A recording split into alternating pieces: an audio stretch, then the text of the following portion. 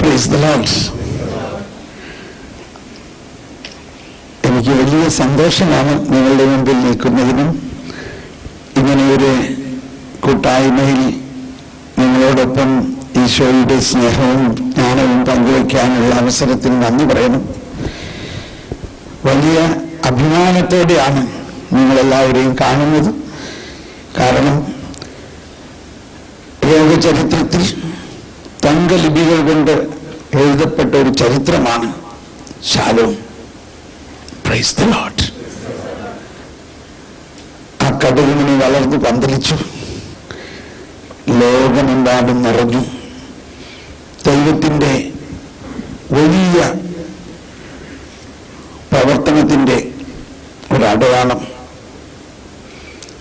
അതുകൊണ്ട് തന്നെ കൂടുതൽ നിങ്ങൾക്ക് നൽകപ്പെട്ടിരിക്കുന്നത് കൊണ്ട് നിങ്ങളിൽ നിന്ന് കൂടുതൽ പ്രതീക്ഷിക്കുന്നുണ്ട്. വിഷമിക്കണ്ട, അതനുസരിച്ച് കർത്താവ് നമുക്ക് കൂടുതൽ വരദാനങ്ങളെല്ലാം നൽകി നമ്മളെ കൂടുതൽ ശക്തരായ, കരുത്തുള്ള, വിവേകമുള്ള, ജ്ഞാനികളായ സുവിശേഷ ദൗത്യക്കാരാക്കും എന്നതിന് യാതൊരു സംശയമില്ല. നമ്മൾ ദൈവത്തിൻ്റെ കൈകളിലെ ഉപകരണങ്ങളാണെന്നും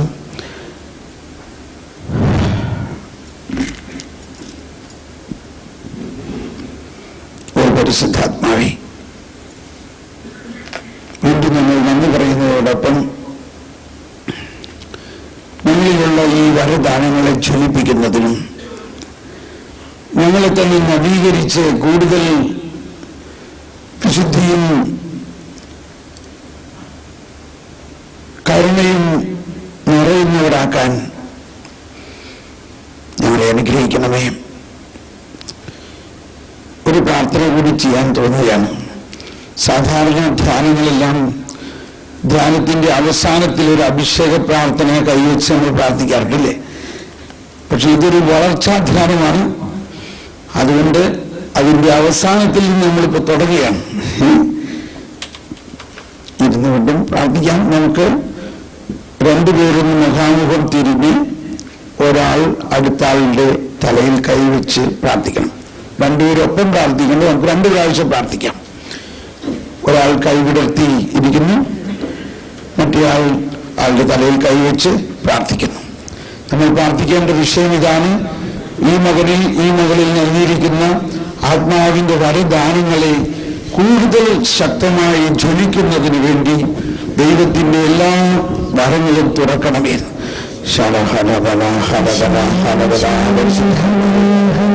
തുറക്കണമേ, ആത്മാവിന്റെ വരദാനങ്ങൾ തുറക്കണമേ.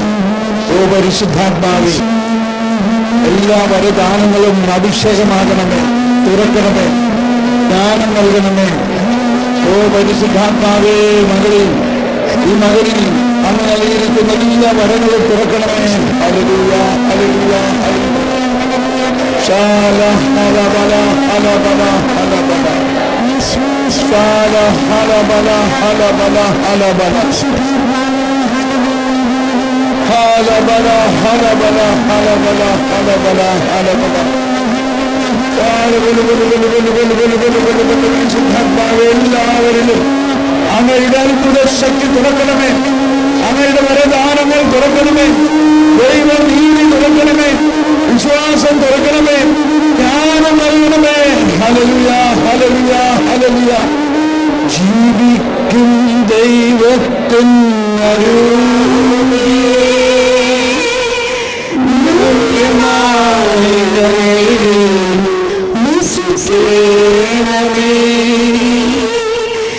ജീവിക്കും ദൈവത്തിൻ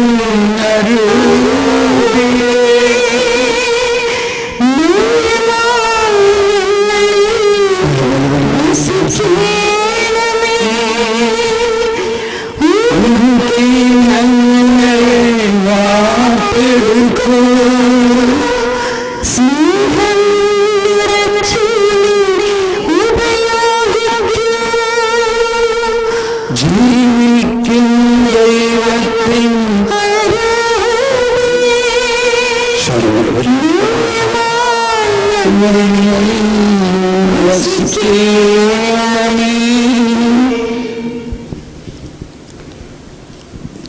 കർത്താവ് നന്ദിപൂർവ്വം നന്ദി പറഞ്ഞുകൊണ്ട് കർത്താവ് ഞങ്ങളിൽ ഉയർന്ന ശക്തമായ അഭിഷേകം നൽകിക്കൊണ്ടിരിക്കുന്നു. നന്ദി പറയുന്നു കർത്താവേ. ഇനി അടുത്ത ആൾക്ക് വേണ്ടി പ്രാർത്ഥിക്കാം. കർത്താവേ, നന്ദി പരിശുദ്ധാത്മാവേ, അവൻ ഞങ്ങൾക്ക് നൽകിയിരിക്കുന്ന എല്ലാ വരദാനങ്ങളെയും നന്ദി പറയുന്നതോടൊപ്പം കർത്താവ് അതെല്ലാം 100 മടങ്ങ് ഫലം പുറപ്പെടുവിക്കുന്നതിന് തുറക്കണമേ. കൂടുതൽ ശക്തമാകുന്നതിനും കൂടുതൽ അഭിഷേകമാകുന്നതിനും ജ്ഞാനം നൽകണമേ, ബുദ്ധി നൽകണമേ, വിവേകം നൽകണമേ, എല്ലാ വരങ്ങളും തുറക്കണമേ. ശാല ഹല ബല ഹല ബല ഹല ബല ശാല ബല ഹല ബല ഹല ബല ഹല ബല ശാല ഹല ബല ഹല ബല ഹല ബല ശാല ബല ബല ബല ബല ബല ബല അല്ലല്ലാ കീരി അല്ലല്ലാ ഹല ബല ബല ബല ബല ബല ബല സ്നേഹനാളിൽ വീരഞ്ഞ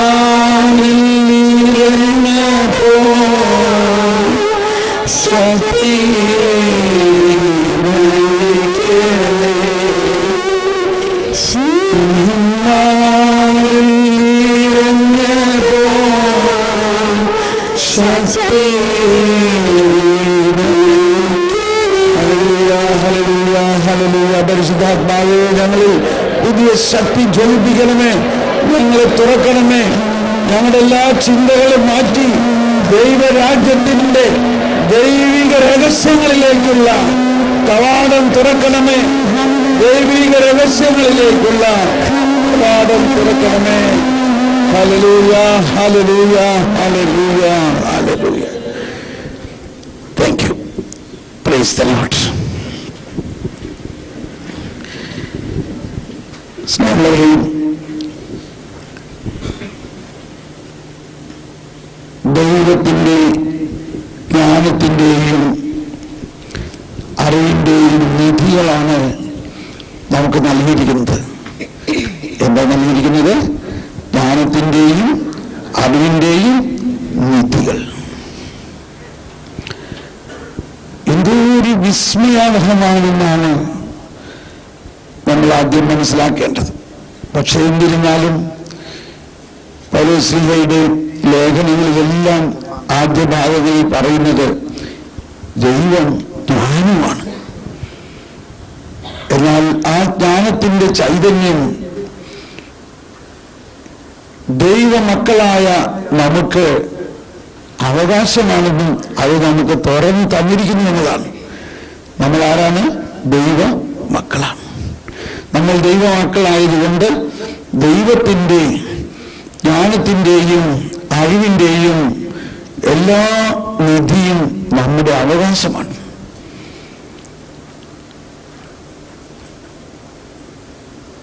കൊലോസ്യോസ്കാരുടെ ലേഖനത്തിൽ 2-3 അധ്യായത്തിൽ 3-ാമത്തെ വചനം പറയുന്നത്,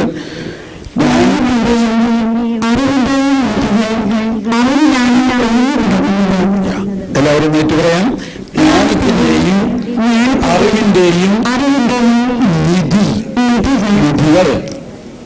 ഒന്ന് ഉച്ചത്തിൽ പറഞ്ഞ എല്ലാവരും.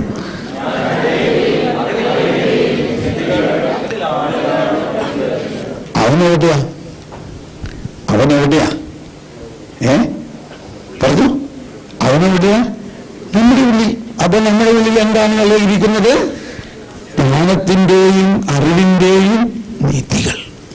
അതാണ് വാസ്തവത്തിൽ ജ്ഞാനത്തിൽ നമ്മളിൽ സംഭവിച്ച ഒരു കാര്യം. വേറെ ഒരുപാട് കാര്യങ്ങളുണ്ട്. ദൈവം തൻ്റെ പ്രകാശം മുഴുവനായി നമുക്ക് നൽകിയിരിക്കുന്നു. ഒരുകൂടി ആ വചനം എടുത്തു വായിക്കാം. കൊലോസ്യോസ്കാരുടെ ലേഖനം 2-ാം അധ്യായം 3-ാമത്തെ വചനം. ബൈബിൾ എല്ലാവരും കൊണ്ടുവന്നിട്ടുണ്ടാകുമെന്നാണ് ഞാൻ വിചാരിക്കുന്നത്. ചിലർക്ക് ബൈബിളൊക്കെ ബൈ ഹാർട്ടായിരിക്കും, അതുകൊണ്ട് കൊണ്ടുവന്ന് കാണില്ലായിരിക്കാം, അല്ലേ? സാരമില്ല. അപ്പൊ കൊണ്ടുവന്നിട്ടുള്ളവര് ഒന്ന് തുറന്നെടുക്കുക. കൊലോസ്യോസ് വായിക്കുന്ന ലേഖനം 2-ാം അധ്യായം 3-ാമത്തെ വചനം. ഉച്ചത്തിലേറ്റ് പറയാൻ ശബ്ദം. ജ്ഞാനത്തിന്റെയും അറിവിന്റെയും നിധികൾ അവനിലാണ് ഒളിഞ്ഞു കിടക്കുന്നത്. ഞാൻ ആരംഭത്തിൽ തന്നെ പറഞ്ഞിട്ട് ഈ ഉച്ചത്തിൽ വിളിച്ചു പറയണത് കാര്യം എന്താന്നുള്ളത്. ഇത് ബൈബിളിലെ ഒരു രഹസ്യ കാര്യമാണ്. ബൈബിൾ മുഴുവനും നമ്മുടെ കയ്യിൽ ലിഖിതമായ ഒരു പുസ്തകമായിട്ടാണ് ഇരിക്കുന്നത്, അല്ലേ? എന്നാൽ യോഹന്നാന്റെ സുവിശേഷത്തിന്റെ പ്രലോഗ് എന്ന് പറയും ആദ്യ വചനങ്ങൾ ഹിന്ദി ഭാഷയിൽ പറയുന്നത്, നമ്മുടെ മലയാളത്തിൽ ആദിയിൽ വചനം ഉണ്ടായി, വചനം ദൈവത്തോടു കൂടെ ആയിരുന്നു. ഇംഗ്ലീഷിൽ പറയും in the beginning was the word.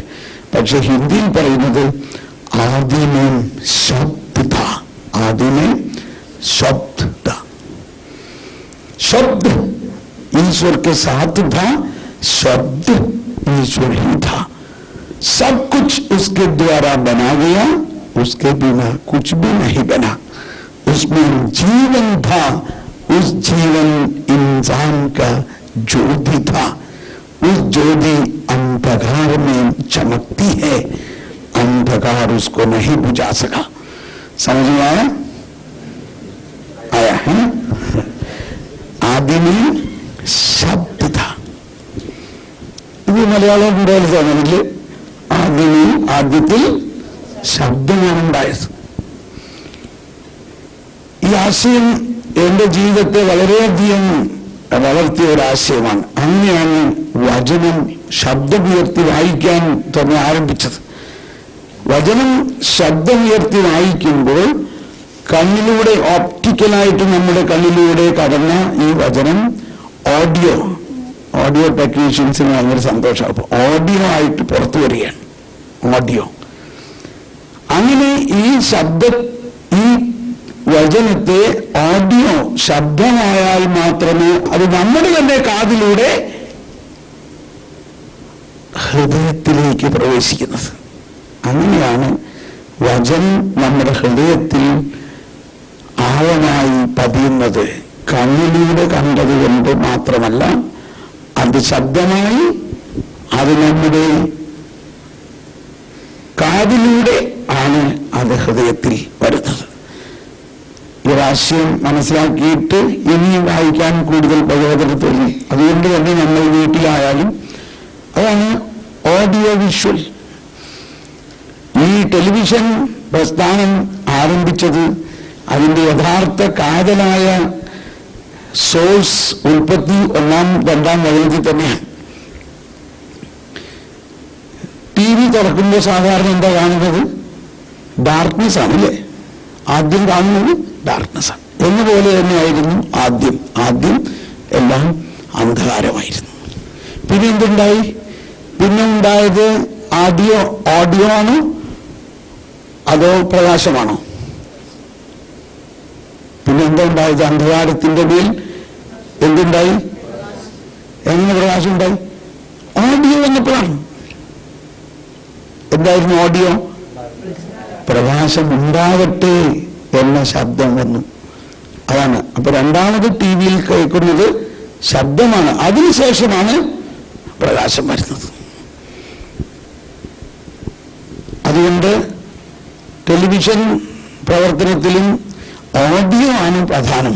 Video നമുക്ക് എവിടെയെങ്കിലും കട്ട് ചെയ്ത് വേറെ ഒരു പിക്ചറൊക്കെ വേണമെങ്കിടാം. പക്ഷേ ഓഡിയോ കട്ട് ചെയ്ത് മാറ്റാൻ പറ്റില്ല, പുതിയതിടാൻ പറ്റില്ല.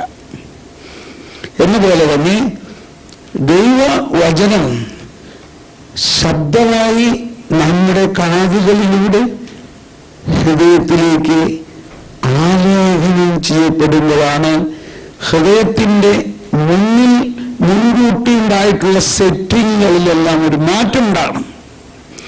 നമ്മുടെ ഹൃദയത്തിൽ നിരവധി മറ്റു ബോധ്യങ്ങൾ കടന്നുകൂടിയിട്ടുണ്ടാകാം.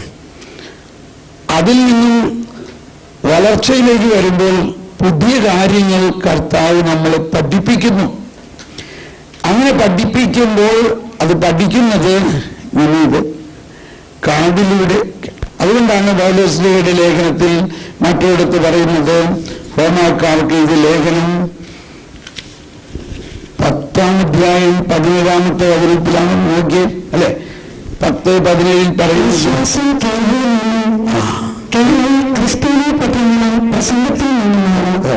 വിശ്വാസം വളരണോ വളരണോ വളരണോ?